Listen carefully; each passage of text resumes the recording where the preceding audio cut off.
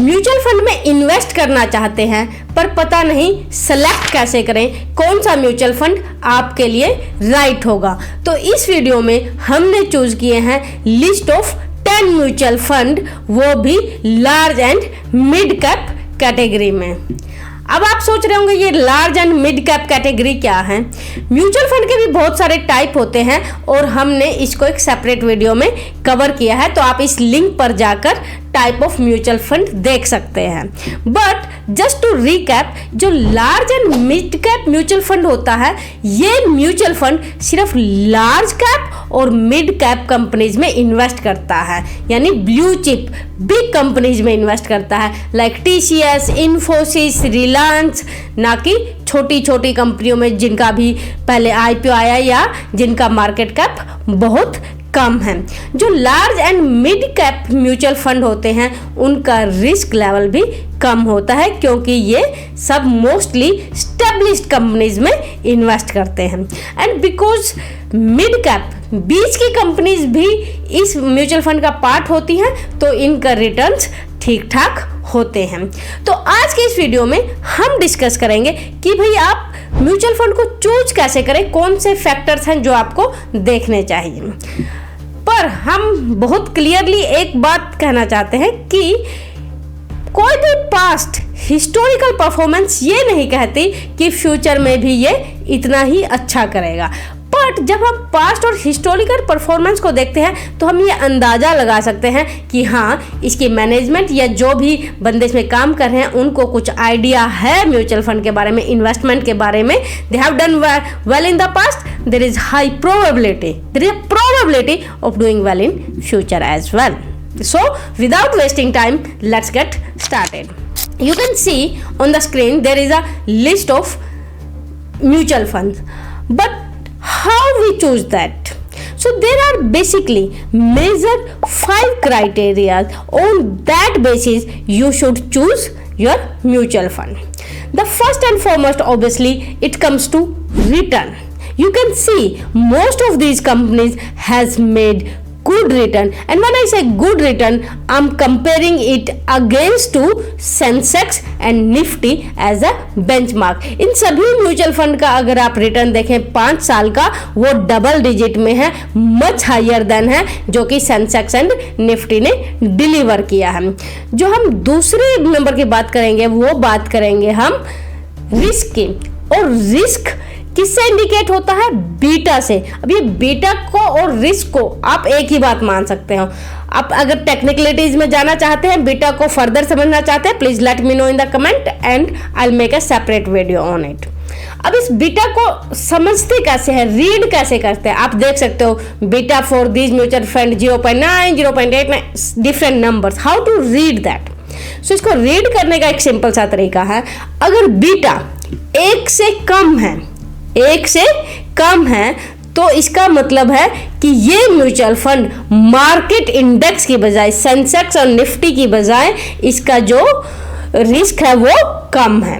But अगर ये beta 1 से ज़्यादा है तो ये mutual fund, specific mutual fund, market index से, मार्केट से मोर रिस्की है। तो जितना लेस बीटा उतना कम रिस्की म्यूचुअल फंड। तो आपको देखना है कि ये म्यूचुअल फंड कितना रिस्की है। जो तीसरे नंबर की जो हम बात करते हैं वो है फंड साइज। फंड साइज जितना बड़ा होगा उतना better. Why I am saying that? अगर किसी भी म्यूचुअल फंड का फंड साइज बहुत बड़ा है, इसका मतलब लोगों को उस फंड में ट्रस्ट है, उस फंड में इन्वेस्ट कर रहे हैं, तभी तो फंड साइज इतना बड़ा है। अगर मैं किसी फंड में ट्रस्ट ही नहीं है, क्या मैं वहां पैसे लगाऊंगी? Obviously note. अगर फंड साइज बड़ा है तो वो दिखाता है कि वो फंड स्टेबल है, उस फंड को नॉलेज है। जो 4th नंबर पे आते हैं वो है एक्सपेंस रेशो। एक्सपेंस रेशो भी बहुत इंपॉर्टेंट फैक्टर है। And why I am saying that, मान लीजिए कंपनी रिटर्न तो अच्छा कमा रही है बट उसको रिटर्न कमाने में उसका खर्चा बहुत ज़्यादा आ रहा है, नेट प्रॉफिट बहुत कम है। तो एक्सपेंस रेशो जितना कम होगा उतना आपके लिए अच्छा है। और एक बात आपको समझनी पड़ेगी, जो ये एक्सपेंस रेशो होता है ये रिटर्न पे नहीं बल्कि आपने जो पैसा इन्वेस्ट किया है उस पे होता है।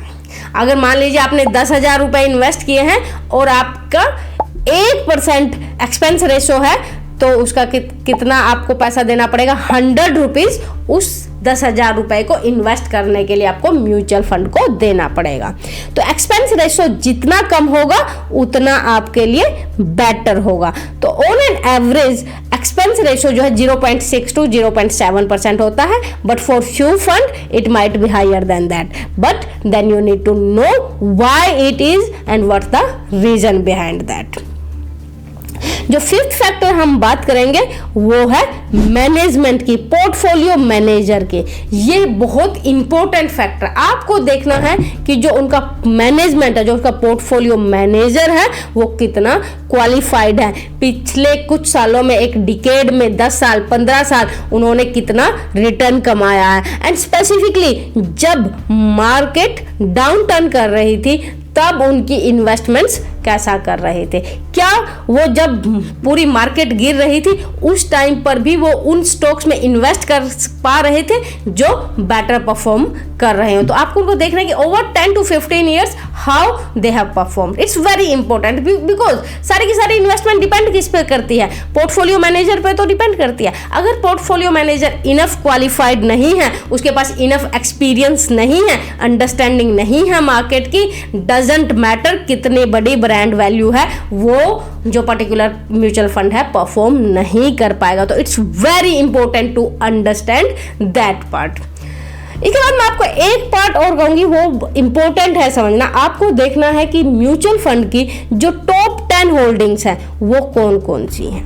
टॉप मोस्टली अब आप देखोगे कोई भी म्यूचुअल फंड की टॉप 10 होल्डिंग्स में more than 50% of their mutual fund has been invested. Mostly ऐसा होता है। आपको देखना है कि वो कौन सा, उन्होंने पिछले सालों में क्या परफॉर्म किया, उनका फ्यूचर आउटलुक क्या है। ऑब्वियसली आप जब भी म्यूचुअल फंड के परफॉर्मेंस देखते हैं तो वो पास्ट परफॉर्मेंस देखते हैं। Obviously you don't know how they are going to perform in future. और एक म्यूचुअल फंड का खुद का तो कुछ भी ऐसा फंडामेंटल्स नहीं है। म्यूचुअल फंड का फंडामेंटल्स किस पे डिपेंड करता है, उन कंपनीज के जिन जहां पर उस म्यूचुअल फंड ने इन्वेस्ट किया है। तो आपको क्या देखना है कि लॉन्ग टर्म में या पिछले साल में उन्होंने कौन सी कंपनीज खरीदी, कौन सी कंपनी बेची। हर म्यूचुअल फंड ये जो लिस्टिंग्स है, जो भी उनकी होल्डिंग्स है, वो हमेशा पब्लिश करता है उनकी फैक्ट बुक में। उनकी अगर आप फैक्ट बुक चेक करोगे आप पता लगा पाओगे कि किस कौन कौन से सेक्टर में कितना परसेंटेज है और कौन कौन सी कंपनीज में इन म्यूचुअल फंड्स ने इन्वेस्टमेंट किया हुआ है, प्राइमरली इन टॉप होल्डिंग्स। तो आप देख पाएंगे क्या इनका एंट्री एंड एग्जिट टाइमिंग जो है कंपनीज का वो सही था, या आपको ऐसा लग रहा है कि वो अभी भी उन कंपनीज में इन्वेस्ट कर रहे हैं जो कि ओवर वैल्यूड है, where you feel not comfortable. So it's very important to understand where the major holding is. अगर आपने वो समझ लिया कि कौन से सेक्टर्स में है, कौन से मेजर होल्डिंग्स है किसी भी म्यूचुअल फंड की, तो आप उनका फ्यूचर देख पाएंगे। So these are the things which you have to consider whenever you want to choose any mutual fund. So मैंने ये जो 10 म्यूचुअल फंड की लिस्ट बनाई है, ये प्राइमरली इन सभी फैक्टर्स को ध्यान में रख के बनाए। I am not saying invest in this, I am just telling you how you can perform your research to select one. You can just have this data and you can expand this data for other factors as well. That does include alpha is which is non-systematic risk. You can include top holding and you can include more and more mutual fund as well. But when you compare mutual fund, you remember to create it from specific category as well. ऐसा ना हो कि आप small cap mutual fund को large and mid cap mutual fund से compare करें, क्योंकि obviously उनका risk and return appetite separate होगा। किसी भी sectoral, there are a lot of sectoral themed fund as well जो कि एक स्पेसिफिक सेक्टर में ही डालते हैं, उनका रिस्क एंड रिटर्न प्रोफाइल अलग होगा। तो आपको ये बात फोकस करनी है कि जब भी आप किसी म्यूचुअल फंड को कंपेयर करें वो सिमिलर कैटेगरी से हो, सेम कैटेगरी से हो। अगर आप इक्विटी बेस्ड म्यूचुअल फंड ले रहे हो, इक्विटी बेस्ड से ही हो, लॉन्ग टर्म ले रहे हो, लॉन्ग टर्म, तो you have to be very careful in choosing that category. And if you want to understand this category, please watch our other video. Hopefully this video was informative, but if you need more information, please let us know in the comment. Thank you very much.